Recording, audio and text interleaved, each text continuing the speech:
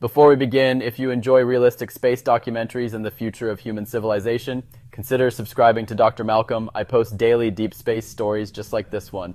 In December 1972, humanity left the moon. The last astronaut lifted off during Apollo 17, and since that moment, not a single human being has stood on the lunar surface. More than 50 years later, we're going back, and this time, it isn't just a visit, it's the beginning of a permanent presence beyond Earth.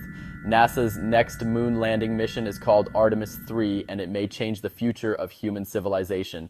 Artemis III is planned to be the first crewed moon landing mission of NASA's Artemis program, and the first time humans land on the moon since Apollo 17. The launch is currently planned no earlier than 2028, but this mission is very different from Apollo. Instead of just planting a flag and leaving, Artemis is about learning how humans can live and work in deep space.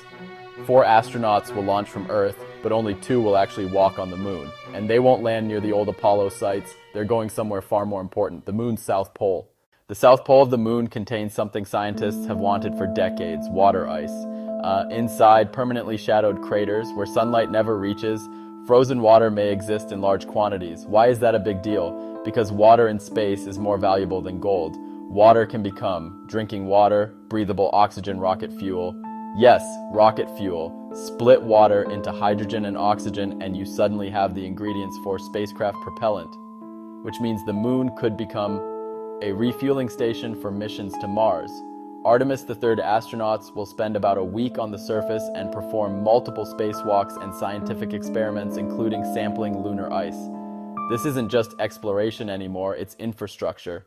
Getting to the moon in 2028 is complicated. Artemis III uses not 1 spacecraft, not 2, but 3 major space systems working together. 1, the Space Launch System. NASA's Space Launch System, or SLS, is the rocket that launches the astronauts from Earth. It sends the crew toward the moon inside a spacecraft called Orion. 1, Orion spacecraft. Orion carries the astronauts from Earth to lunar orbit and brings them safely back home. But Orion cannot land. For that, NASA is doing something unprecedented. 1, Starship, the lunar lander. NASA selected SpaceX's Starship human landing system as the lander. Here's the wild part: the lander launches separately, is refueled in Earth orbit by multiple tanker launches, and then travels to lunar orbit before the astronauts even arrive. When Orion reaches the moon, the astronauts will transfer between spacecraft in orbit. Then Starship carries 2 of them down to the surface. After several days, it launches them back into lunar orbit to rendezvous with Orion, and Orion brings them home to Earth. This will be one of the most complex missions ever attempted in human spaceflight.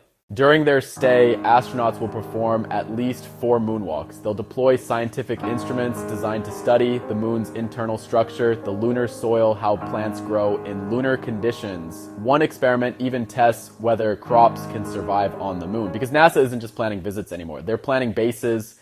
Apollo proved we could reach the moon. Artemis is about proving we can stay. NASA's long-term plan involves building a permanent orbital station around the moon and using it as a stepping stone to Mars.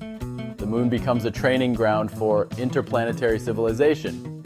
The first woman and the next man expected to walk on the moon will likely be part of this mission concept. For the first time, humanity returns not as explorers, but as settlers. More than half a century ago, humans left footprints in lunar dust. They are still there, untouched, waiting. Artemis III will create the next footprints, but these may not be temporary, because the next time we go to the moon, we might not come back for good. If you enjoyed this journey into the future of space exploration, don't forget to subscribe to Dr. Malcolm and join me for the next mission. And remember, space is not the final frontier, it's the first one.